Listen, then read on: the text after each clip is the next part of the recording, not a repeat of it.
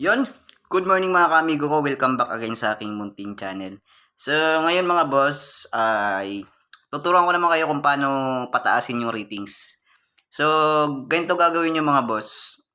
Experience ko based on my experience lang Kasi, kwento ko lang. Kasi yung account ko ngayon, kakagaling ko lang mag-suspende. Yung pagka-suspende, pagkabalik ng account ko, dati kasi akong excellence full bars 5-0. So, pagkabalik ng ng account ko, ay naging fair na siya, ayan. So, nung pagkabalik ng account ko, naging fair na siya. So, ayun, humina yung account ko. So, ang ginagawa ko ngayon mga boss, para tumaas yung ratings ko, pumupunta ako sa lugar na alam natin na marami yung booking. So, pumunta ako dun sa lugar na maraming booking. Tapos, ginagawa ko, nagmamalapitan muna ako. Kumukuha ako ng booking na malapitan. Kailangan, sa isang araw, makaka-15 kang booking. Di na mahirap ng gawin kasi maraming booking dun sa area na yon. Hindi mahirap kunin yung 15 na yan. So, kailangan din na ka-1,000 ka sa isang araw. Kunwari, ganito na lang gagawin nyo para maka-1,000 kayo sa isang araw. Kumuha kayo ng booking na 70, 80, 90, mga ganun. Basta doon lang din sa area na yun. Halimbawa, kung taga dito ka sa Bacoor, taga dito ka sa Cavite, pumunta ka doon sa Bacoor, tsaka Imus, tsaka Dasmariñas, kasi alam natin doon maraming booking. So, yung ginagawa ko ngayon, taga dito ako sa Gentry.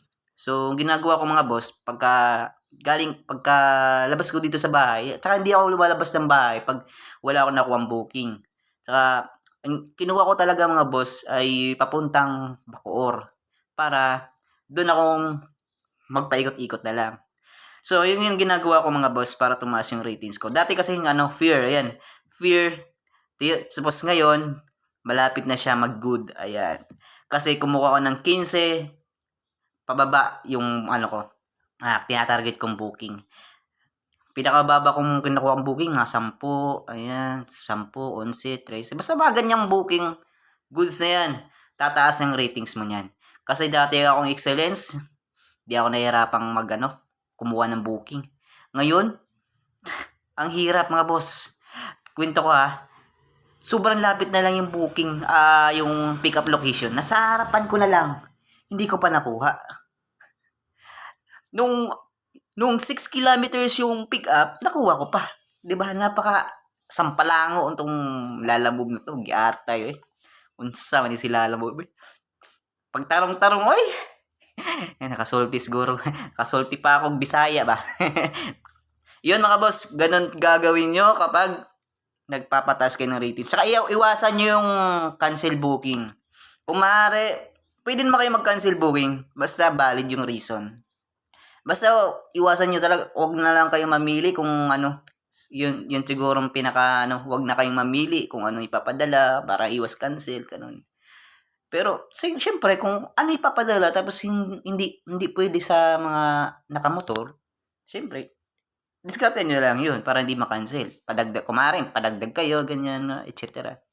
Yun lang mga boss. Pumunta ka sa maraming booking na lugar, tapos, kailangan, sa isang araw, mga 13, 15, pinakamataas 15 booking makuha mo sa isang araw. Tataas ang ratings mo. Maniwala ka sa akin mga boss. So, yun lang. Peace out.